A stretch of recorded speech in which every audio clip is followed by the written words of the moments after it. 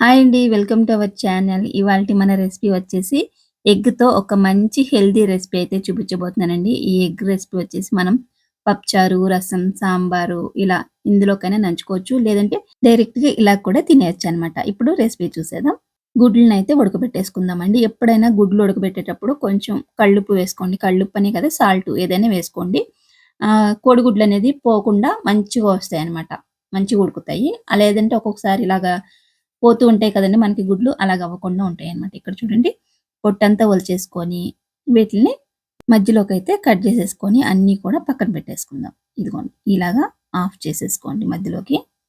తర్వాతొచ్చేసి దీనికి మసాలా ప్రిపేర్ చేసుకుందాము. ఇక్కడొచ్చేసి ఒక స్పూన్ వరకు మిరియాలు తీసుకున్నాను. స్టవ్ వెలిగించుకొని ప్యాన్ వేడి చేసుకోండి. అలాగే ఒక స్పూన్ వరకు ధనియాలు, అలానే 3 ఎండుమిరపకాయలు తీసుకున్నానండి. తర్వాతొచ్చేసి హాఫ్ టీ స్పూన్ జీలకర్ర, తర్వాతొచ్చేసి కొంచెం సోంపు వేస్తున్నాను.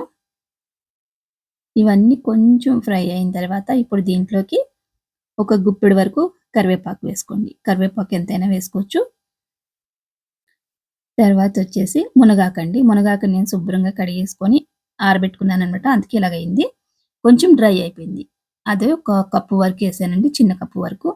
మనం మునగాకు రెసిపీ చేసినప్పుడు పిల్లలు తినడానికి ఇబ్బంది పడుతుంటారు గదా!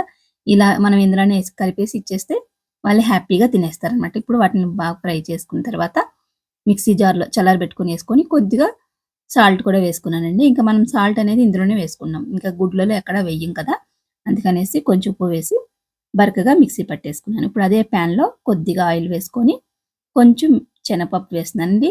ఇది ఆప్షనల్ మాత్రమే. మీకు ఇష్టం లేకపోతే స్కిప్ చేసేయండి. తర్వాతొచ్చేసి కొంచెం జీలకర్ర, కొన్ని ఆవాలు వేసుకున్న తర్వాత ఒకసారి గరిటెతో కలుపుకొని ఇప్పుడు దీంట్లోకి మళ్ళీ ఒకసారి కొంచెం కరివేపాకు వేసుకుంటున్నాను. కరివేపాకు ఎంతైనా తినొచ్చండి.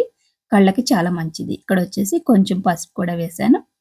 పసుపు వేసిన తర్వాత ఇప్పుడు కొంచెం ఫ్రై అయిన తర్వాత మన గుడ్లని అందులో పెట్టేసుకోండి.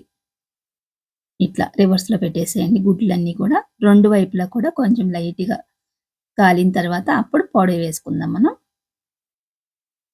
ఇదిగోండి అన్ని గుడ్లని కూడా తిప్పేసాను. తిప్పేసిన తర్వాత దీనిపైన మనం రెడీ చేసి పెట్టుకున్న పొడి ఉంది కదండీ! దాన్ని స్పూన్ తోటి ఈట్లి పైన వేసేస్తున్నాను. ఆల్రెడీ మనం మిరియాలేసాం కాబట్టి మిరియాల ఘాటుతో చాలా బావుంటాయి.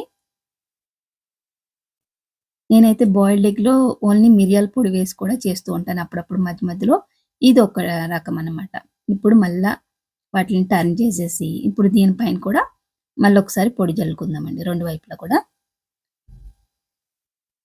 మనం వీటిని నంచుకోవడానికి కాకుండా అన్నంలో తినడానికి కూడా ఆ గ్రేవీ అనేది బావుంటుందనమాట. ఆ పొడి ఎలా ఉంటదంటే మనకి మునగాకు, కరివేపాకు పొడి 2 మిక్స్ చేసుకొని తింటే ఎలా ఉంటదో అలా ఉంటుందండి. ఇదిగోండి 2 వైపులా కూడా మంచిగా కాలింది. ఇంకా స్టవ్ ఆఫ్ చేసేసుకొని మనం ప్లేట్‌లో పెట్టేసుకొని సర్వ్ చేసుకోవడమే. చూసారు కదా ఫ్రెండ్స్! బాయిల్డ్ ఎగ్స్ అండి. మనకి పొడి రెడీగా ఉంటే చేసుకోవడానికి జస్ట్ 5 మినిట్స్ కూడా పట్టదనమాట.